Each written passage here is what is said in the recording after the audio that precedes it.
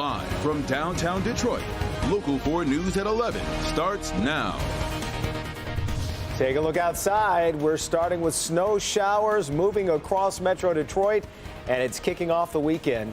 And it's not just the snow. The cold air also moving in with temps plummeting overnight. Brian Sherman is in for Kim Adams with how long those snow showers will last tonight, Brian. Hey there, Jay, I almost said Devin for I'll a second. take it. Jason and Kimberly, we've got a couple more hours of these snow showers heading into the overnight. Exact Track 40 radar, Flint down toward Howell, including Ann Arbor, and working down to Adrian. Another batch of snow showers moving off to the east. So we may see a few more light to moderate bursts over the next 1 to 2 hours. And that may cause some slick roads, especially bridges, elevated surfaces, overpasses, and exit off ramps could be an issue into the overnight hours tonight. We're now below freezing, 31 here in Detroit, 29 in Ann Arbor, 34 right now as you work into Port Huron, and 29 working over into Adrian. This upper level disturbance continuing to move off to the east throughout the evening, giving us these rounds of snow showers. Once those wind down overnight, we will hold on to a few flurries as we head into our Saturday. 20s early in the morning,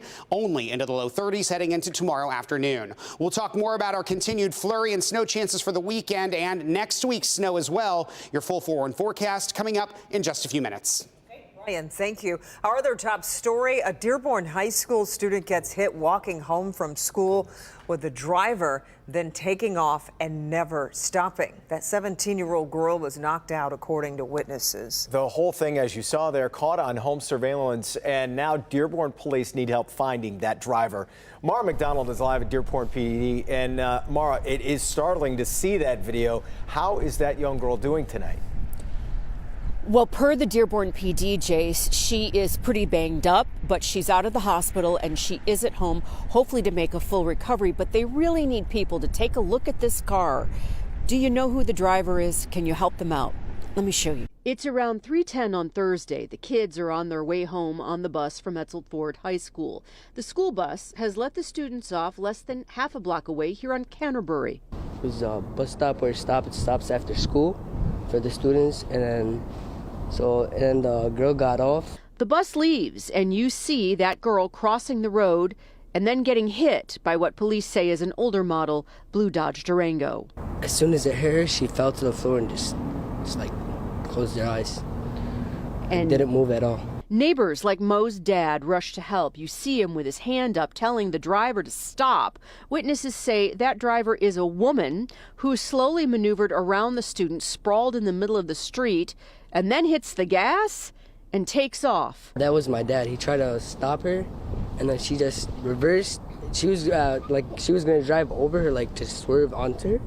My dad was like, stop. So the lady, she couldn't stop. So she just kept going. Back here live, Mo told me he saw that the airbags in that Dodge Durango deployed. Dearborn PD says there clearly has to be front end damage on this SUV. Somebody has to know who this is. And if it is you, the Dearborn Police Department would really like to hear from you. We're live in Dearborn tonight. I'm Mara McDonald, Local 4. So hard to watch that video. Okay, Mara, thank you. A Roseville man is being ordered to pay more than $500,000 for putting up nude photos of his ex-girlfriend in public. Even more disturbing, after the photos surfaced, police searched the man's home, discovering a printing operation in his basement. Jacqueline Francis is live tonight with the details of this case. Jacqueline. What makes this case unique is instead of posting the nude photos of his ex online, the man printed them out and dropped them off outside the victim's work and in her neighborhood, a crime he's now paying the price for. Attorney Kyle Bristow just closed his latest revenge porn case, a Macomb County woman suing her ex for the unthinkable. She provided pornographic material of herself to him. When the relationship fell through, he became jealous, he became vindictive. After they split, he printed the nude photos in his basement and then dropped the pictures off outside her work and in her neighborhood. Targeted my client in the real world rather than in the cyber world, and he attacked her where it would have hurt her the most. Police searched the crime scene and then took the defendant, David Jenkins, to the station for questioning, where he admitted to the act. I honestly wasn't expecting anything from her. No? Telling detectives he was unaware of Michigan's revenge porn law. Were you expecting to make a police report? No. He was convicted in criminal court and then sued in civil court. The judge ordering him to pay his ex $500,000 in damages. Oh, this will most certainly devastate him financially. It will crush him. This is something that he won't be able to get discharged should he file for bankruptcy. Bristow said this money can only do so much for his client, who's still traumatized by the whole ordeal. She was so tormented by what happened that she dropped out of college. She loved the job at which she worked, but she quit her job because she knew that her coworkers had seen the material that had been strewn throughout the parking lot. The attorney is sharing this story and hopes people will think before they act, underscoring the very real criminal and civil consequences that come with so-called revenge porn. We're reporting live in Fraser, Jacqueline Francis, Local 4. Thank you for that report, Jacqueline. Now to an update that could impact thousands of people in the state. Michigan's Unemployment Insurance Agency will pause all overpayments it made to people during the pandemic. That's according to a new court filing in a lawsuit against the agency and applies to claims filed starting March 1st, 2020. The suspension is set to begin next week, and it's unclear how long it will last. Hundreds of thousands of people who got unemployment benefits during the pandemic received notices saying they were paid by accident and must pay that money back. Michigan's UIA director says waivers have been issued and will continue to be issued. Detroit police are asking for the public's help in identifying two men wanted for carjacking. It happened Saturday in the area of Balfour and Haverhill Street on Detroit's east side.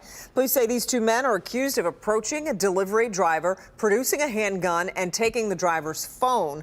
Then they got into the delivery van and drove away with 90 packages. The van was later recovered. The packages were not. If you have any information, call Crime Stoppers at numbers 1-800-SPEAK-UP.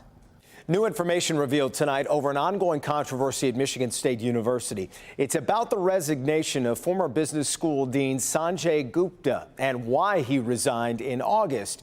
Faculty, board members, students, and donors now calling out MSU's Board of Trustees for hiding a report on Gupta's forced resignation.